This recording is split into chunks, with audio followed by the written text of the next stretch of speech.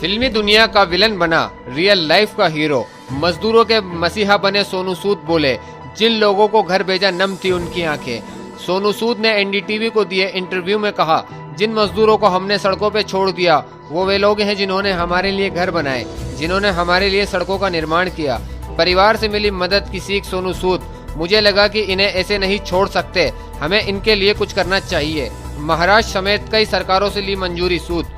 Corona virus संकट के बीच Bollywood actor Sonu Sood लगातार प्रवासी मजदूरों की मदद कर रहे हैं। सोशल मीडिया पर उनकी इस पहल की काफी भी तारीफ हो रही है।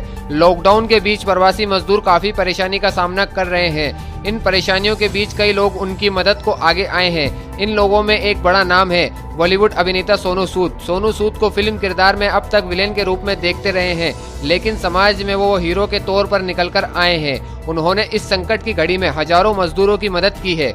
सोनू सूद ने एनडीटीवी को दिए इंटरव्यू में कहा, जिन मजदूरों को हमने सड़कों पे छोड़ दिया वो वे लोग हैं जिन्होंने हमारे घर बनाए, जिन्होंने हमारे लिए सड़कों का निर्माण किया, हमारे ऑफिस बनाए, हम जहां शूटिंग करते हैं वो जगह बनाई। आज हमने इन्हें सड़कों पे छोड़ दिया, हमने उनके बच्चे उनके माता पिता के साथ छोड़ दिया। हम उनके बच्चों के जहन में वो यादें डाल रहे हैं। जब वो बड़े होंगे तो याद करेंगे कि हजारों किलोमीटर पैदल चलकर बड़ी मुश्किल से अपने घरों में पहुंचे और कुछ लोग तो पहुंच भी नहीं पाए। मुझे लगा कि इन लोगों को ऐसे नहीं छोड़ सकते, हमें इनके लिए कुछ करना चाहिए। सोनू सूद ने बताया कि हम बहुत सारे लोगों को हाईवे पे खाना खिला रहे थे। मैं मेरी एक दोस्त के साथ खाना खिला रहा था तो मैंने एक परिवार को देखा जो पैदल कर्नाटक की ओर जा रहा था। 600 से 700 किलोमीटर दूर जा रहे थे, छोटे छोटे बच्चे थे। फिर मैंने सोचा कि क्यों ना परमिशन लेकर हम इन्हें इनके घर छोड़ें। फिर मैंने इनके लिए महाराष्ट्र और कर्नाटक सरकार से मंजूरी ली। उन्होंने बताया कि एक बार में हमने 300 लोगों को एक साथ भेजा और उनकी आंखों में आंसू थे। कुछ लोग रो पड़े। मुझे लगा कि ये तो 300 लोग हैं जिन्हें हम भेज पा रहे हैं, लेकिन बहुत सारे लोग पूरे देश के कोने कोने में अटके हुए हैं। इसके बाद हमने सभी जगहों के लोगों से उनको घर भेजना शुरू किया।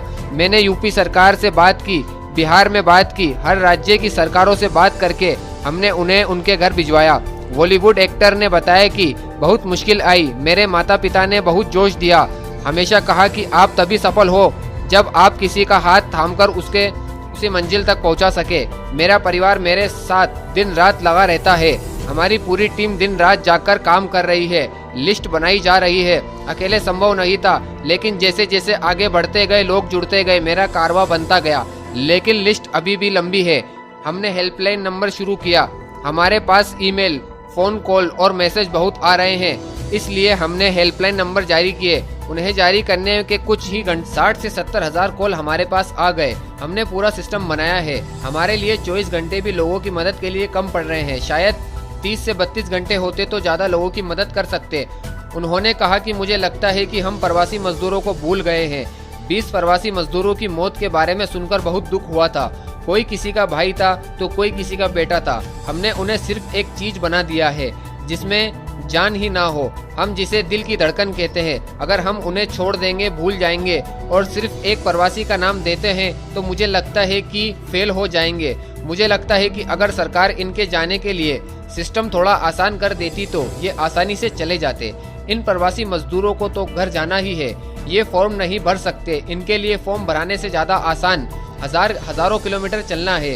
इन्होंने वो रास्ता चुना और हमने देखा कि उसका क्या अंजाम हुआ। फिल्म जगत से तारीफ मिलने के सवाल पर सोनू सूद ने कहा कि मैं जो कर पाया उसके लिए मुझे अच्छा लगता है, बहुत खुश हूँ। माता पिता का आशीर्वाद है।